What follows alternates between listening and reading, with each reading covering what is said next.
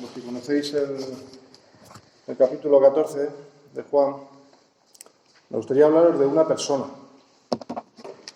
Y no una persona cualquiera, una persona divina que encontramos en la palabra.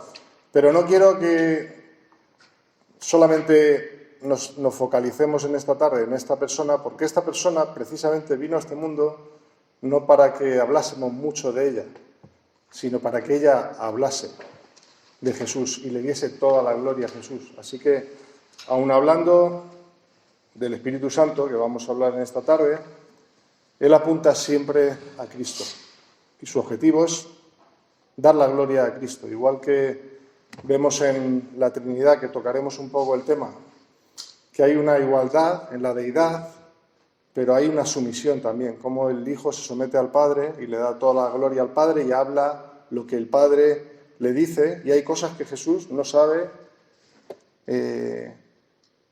pero se somete al Padre, ¿no? Igual, pues el Espíritu Santo vemos que se somete al Hijo y habla del Hijo y da toda la gloria al Hijo. Entonces, algunas cosas que podemos aprender, si nos da el tiempo hoy, pues que el Espíritu Santo es una persona muy importante, que el Espíritu Santo tiene muchos nombres en la palabra, que el Espíritu Santo es Dios, como vamos a ver, igual que el Padre y el Hijo, que el Espíritu Santo es todo lo que Dios es, y luego explicaré esto, que el Espíritu Santo es una persona, como ya he dicho, y que el Espíritu Santo es una persona diferente al Padre y al Hijo. Así que vamos a leer en Juan 14, vamos a leer los versículos 15 y 16 y el 26. Si alguien lo tiene, quiere leerlo.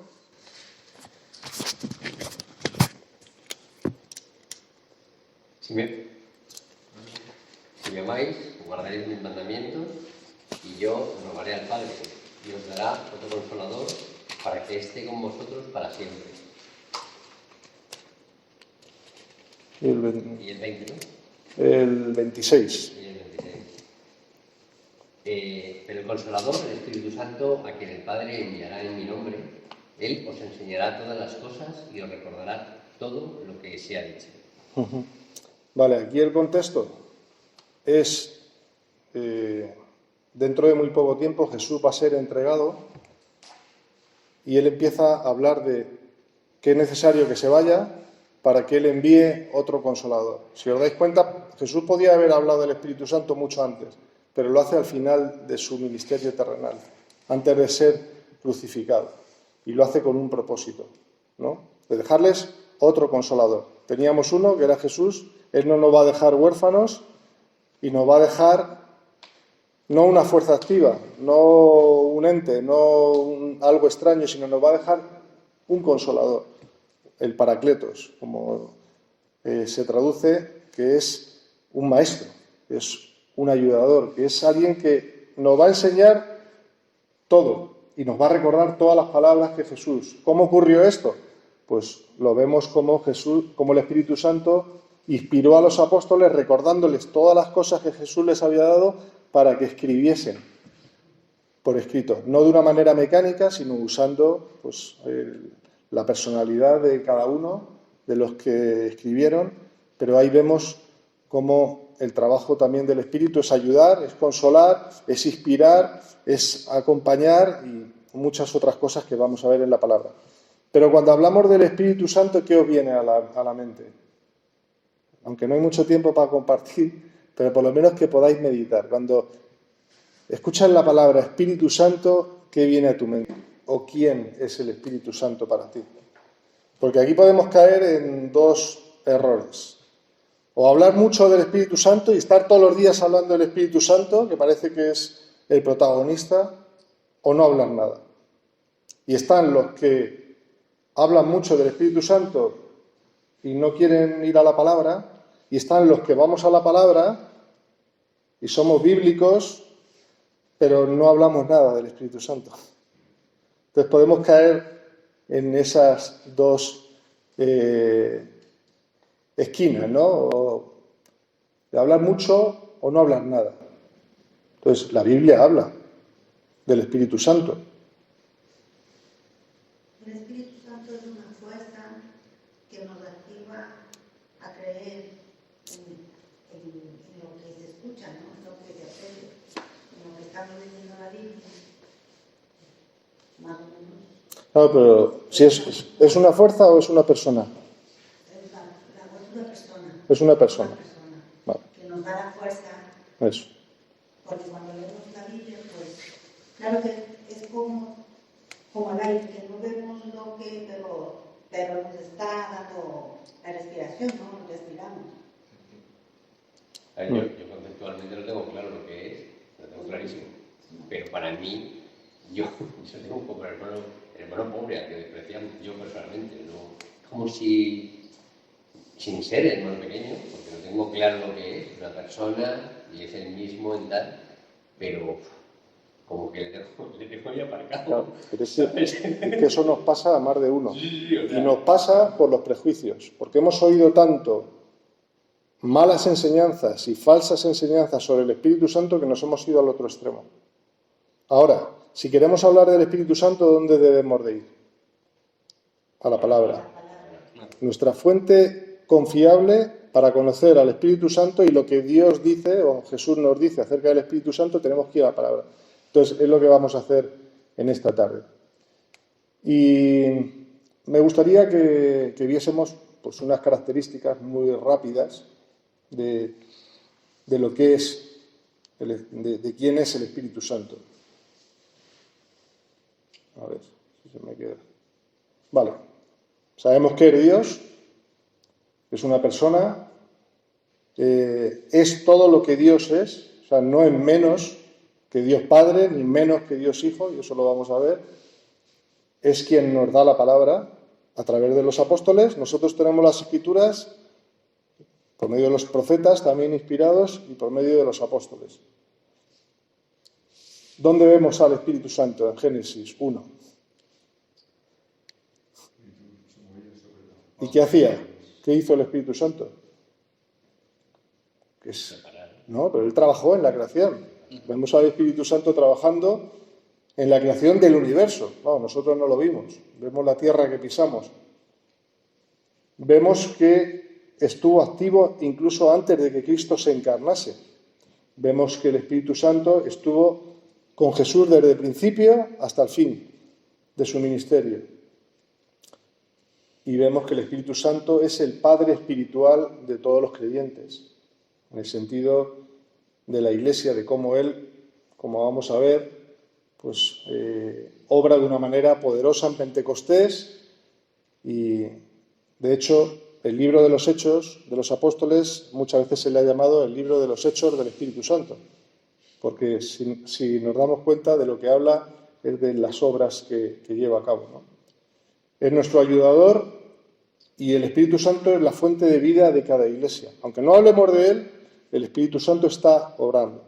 De hecho, Ismael, le voy a castigar, le voy a tirar de las orejas un poco, porque le ha atribuido a Dios una labor del Espíritu.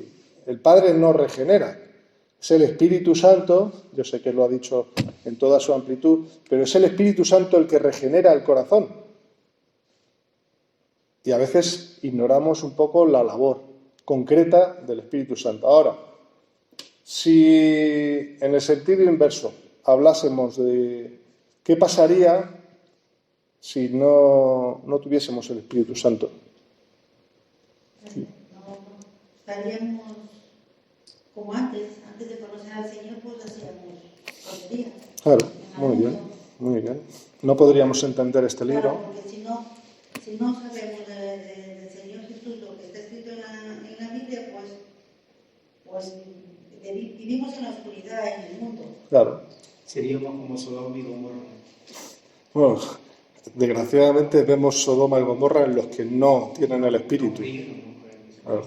Nunca pensaron en la palabra. Vemos un mundo depravado. Por más que mandaron, como cuando se le presentaron los ángeles a Jacob. Jacob le decía que si tan solo hubiesen 10 creyentes en Dios, iba a perdonar a todo un pueblo que vivía en el pecado, ¿no?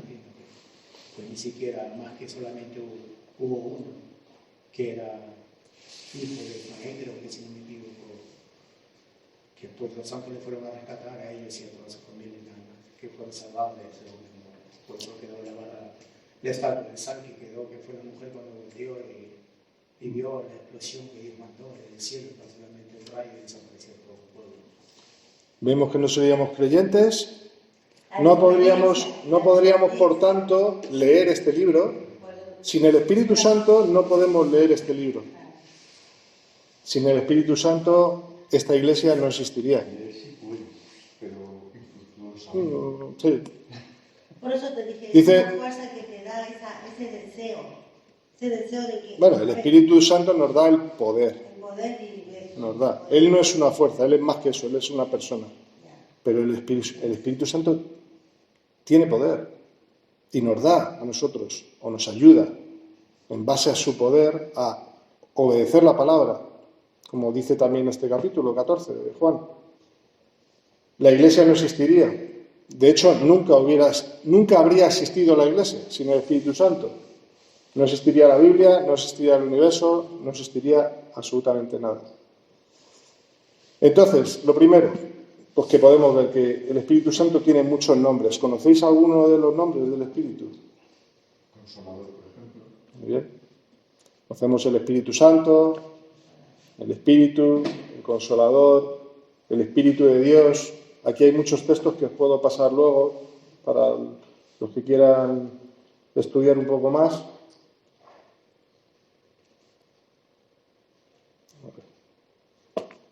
El Espíritu de Jehová, nos dice, por ejemplo, Jueces, Samuel, Isaías, Ezequiel, hay muchos textos. El Espíritu del Señor, el Espíritu de Cristo, el Espíritu de Jesucristo, el Espíritu de su Hijo, el Consolador, como ha dicho Jesús, el Espíritu de verdad.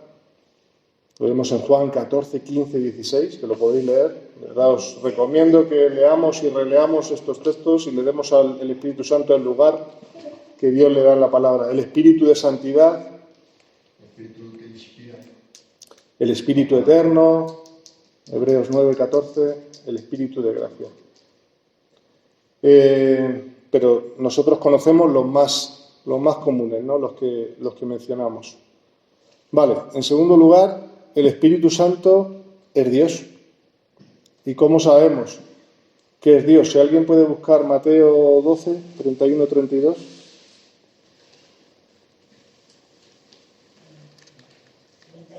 Sí. Mateo 12, 31, 32.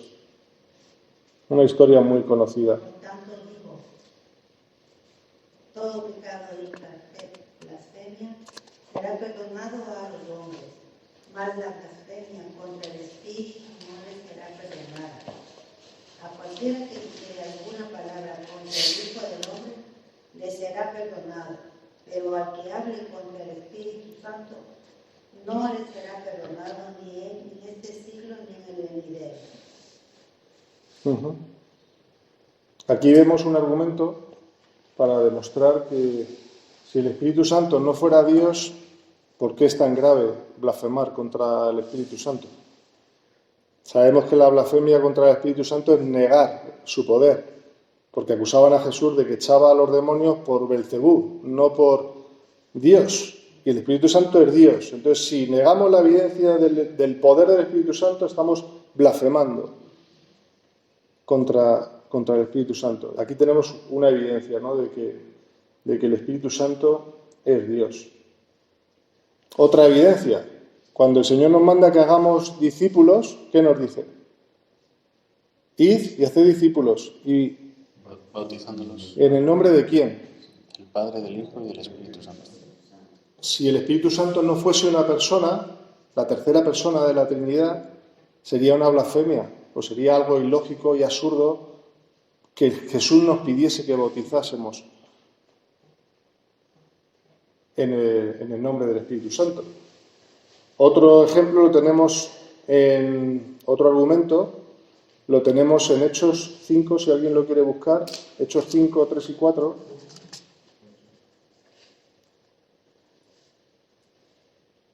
Otra historia muy conocida, Hechos 5, 3 y 4. Mas Pedro dijo: Ananías, ¿por qué ha llenado Satanás tu corazón para mentir al Espíritu Santo y quedarte con parte del precio del terreno? Has dicho 4 también, ¿no? Sí, 3 y 4. Mientras estaba sin venderse, ¿no te pertenecía? Y después de vendida, ¿no estaba bajo tu poder? ¿Por qué concebiste este asunto en tu corazón? No has mentido a los hombres, sino a Dios. Vale, aquí vemos un argumento claro de cómo 2 creyentes que venden una posesión y engañan a la Iglesia, al final no engañan a la Iglesia. A quien están mintiendo es al Espíritu Santo. ¿Qué ocurre? Pues que en un momento clave, en el inicio de la Iglesia, de alguna manera muy, muy severa, vemos las consecuencias de mentir a Dios. Y Dios no puede ser burlado. Todo lo que el hombre sembrare, eso segará. A lo mejor estamos engañando a Dios y estamos mintiendo a la Iglesia y no nos pasa nada hasta que el Señor nos juzgue. Pero aquí el juicio fue inminente. Y por mentir a la persona del Espíritu Santo, Ananías y Safira murieron. En tercer lugar, el Espíritu Santo es todo lo que es Dios. ¿Qué puede significar esto? Pues nuestra tendencia es a repartir los atributos de Dios entre Dios Padre, Dios Hijo y Dios Espíritu Santo. ¿Y qué le queda al Espíritu Santo? Pues muy poquito siempre. Pero todos tienen los mismos atributos, todos son Dios, todos son divinos. Entonces, no hay una repartición de atributos, sino que nosotros tenemos que verlo como Dios. O sea, el Espíritu Santo es Dios. Podemos ver también cómo el Espíritu Santo obra en nuestra salvación. Desde el inicio, el Espíritu Santo viene y trabaja como Dios, no como una fuerza. Y esto lo vemos en la vida, por ejemplo, de Nicodemo. ¿Qué le dice Jesús? Te es necesario nacer de nuevo, por medio del agua y del Espíritu.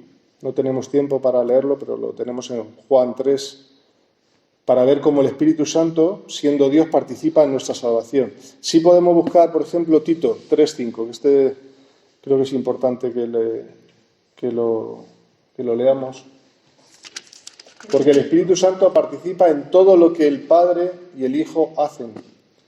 Y lo vemos como lo hace en el aspecto de la salvación. Tito 3:5. Él nos salvó no por obra de justicia que nosotros hubiéramos hecho, sino conforme a su misericordia, por medio del lavamiento de la regeneración y la renovación por el Espíritu Santo. Vemos ahí que el que regenera el corazón es el Espíritu, el que trabaja en nuestro corazón. Y es curioso en este capítulo 14 como Jesús dice, es necesario que yo me vaya, y dice, yo estaré con el Padre y vosotros en mí, pero yo os enviaré al Espíritu Santo que morará en vosotros. Entonces, si el Espíritu Santo mora en nosotros, también mora el Hijo y también mora el Padre. O sea, no podemos separar a Dios, ni la persona de Dios. O sea, vemos que tenemos al Espíritu y tenemos a la Trinidad.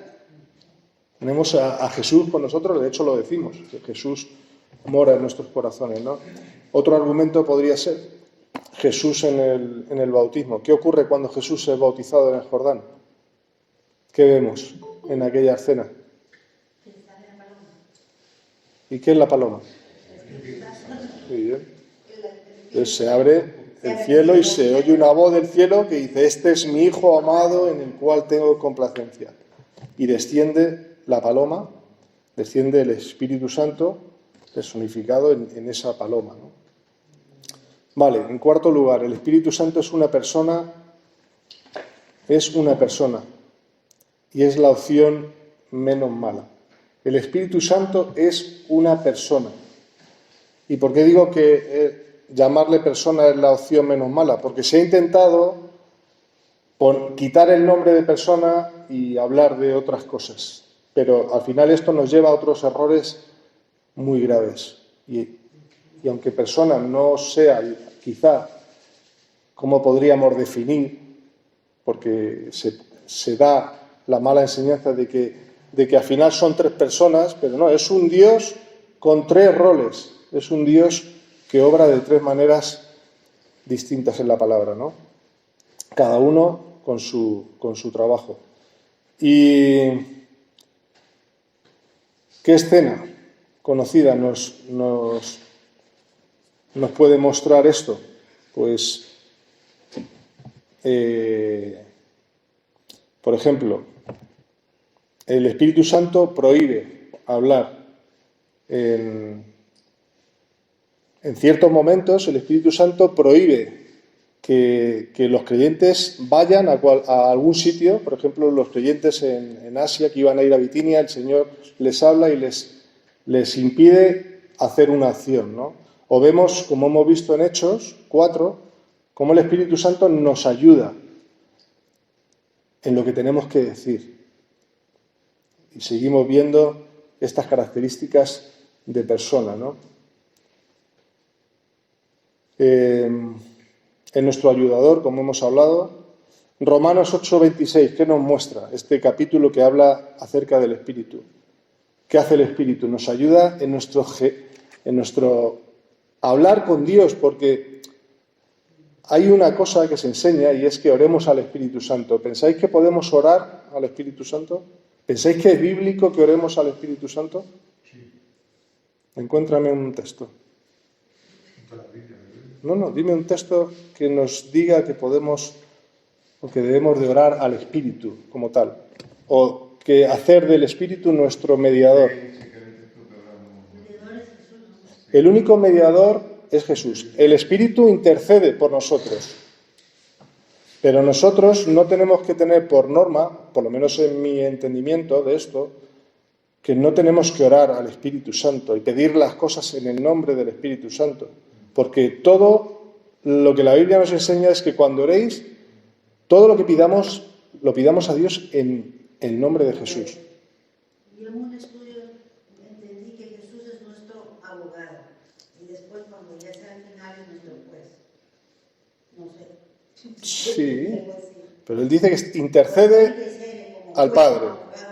Ahora, el Espíritu nos ayuda, dice, con gemidos indecibles, cuando no nos salen las palabras, a clamar delante de Dios. Pero yo no sé que si Ismael quiere aportar algo, estás en tu derecho de hacerlo como pastor de la Iglesia. Pero yo, por norma, como no lo veo en la Biblia, yo no oro. ¿Puedo hacerlo? Sí, en determinados momentos puedo clamar al Espíritu. Pero por norma general mi oración va enfocada a Dios en el nombre del Padre y en el poder del Espíritu Santo. Pero bueno, esto podemos entrar otro día en... No sé si quieres decir algo, pero podemos entrar otro día en... No, solo puntualizar que en la oración del Padre Nuestro, ¿no?, se ve que ora al Padre en el nombre de Cristo y es el Espíritu Santo el que mora en el creyente pero ayudarlo. No pasa nada por orar al Espíritu Santo. Se puede hacer también, o al Hijo solamente. Pero la norma que vemos en la oración del Padre Nuestro es esa, ¿no? Se ora al Padre en el nombre de Cristo y con el Espíritu Santo. Bueno, yo sé que este tema tiene... Pero todo lo que tiene que ver con la Trinidad es complicado. Claro. Porque no lo vamos a entender de una manera perfecta y completa. Claro. Pero bueno, yo dejaré que Jesús me muestre luego ese texto. Otro día. Pero ahora, Es una leerte toda la Biblia para que no... al hablar, entiendo Corintios, creo que hay varias que cuando habla de decir, orar con espíritu. En el Espíritu. No, con el espíritu pone la palabra. Pero con entendimiento. Sí, la parte de la palabra. Es que hay algunos que se han olvidado del entendimiento y empiezan a hablar en la glosolalia, que no son las lenguas que vemos en Hechos 1, y ahí se pierde el entendimiento, la interpretación, la bendición y todo. O sea, ahí entran los incrédulos a la iglesia y piensan que todo el mundo está zumbado de la cabeza. Entonces, sí, con el espíritu, pero con entendimiento. Entonces, ya por último, vemos que el espíritu puede ser contristado. Si nosotros pecamos, el espíritu es una persona y el espíritu se entristece y puede ser apagado. Y se nos llama a ser llenos del espíritu, no a contristarlo, ¿no? Entonces, por último, pues vemos que el Espíritu Santo es una persona diferente. ¿Y en qué vemos esto? Pues en el aposento alto, volvemos a nuestro texto, en Juan 14, Jesús les dice que es necesario que yo me vaya para que os envíe al Consolador. ¿Y quién envía? El que envía es el Padre. El que envía al Espíritu Santo es el Padre, en el nombre del Hijo. El Espíritu Santo es a quien el Padre envía en el nombre del Hijo. Y el Hijo, en cuyo nombre el Padre envía al Espíritu Santo. Yo sé que esto es un poco lioso, pero vemos que hay diferentes roles para cada uno, ¿vale? Es distinto al Padre y al Hijo. Pero es un solo Dios en tres personas. Y vamos a terminar con un versículo. ¿Alguien puede leer 2 Corintios 13? Que la gracia del Señor Jesucristo, el amor de Dios y la comunión del Espíritu Santo sea con todos vosotros. Amén. Vale. Está en 20 a 29. Está en 2 Corintios 13, 14, ¿no? 2 Corintios 13, 14, sí. Es que Vale. estoy leyendo en otra versión. La gracia del Señor Jesucristo, el amor de Dios y la comunión del Espíritu Santo sean con todos vosotros. Si el Espíritu Santo no fuese una persona, encontraríamos un resultado improbable en esta bendición. Gracia, amor y comunión, impartidas por tres personas.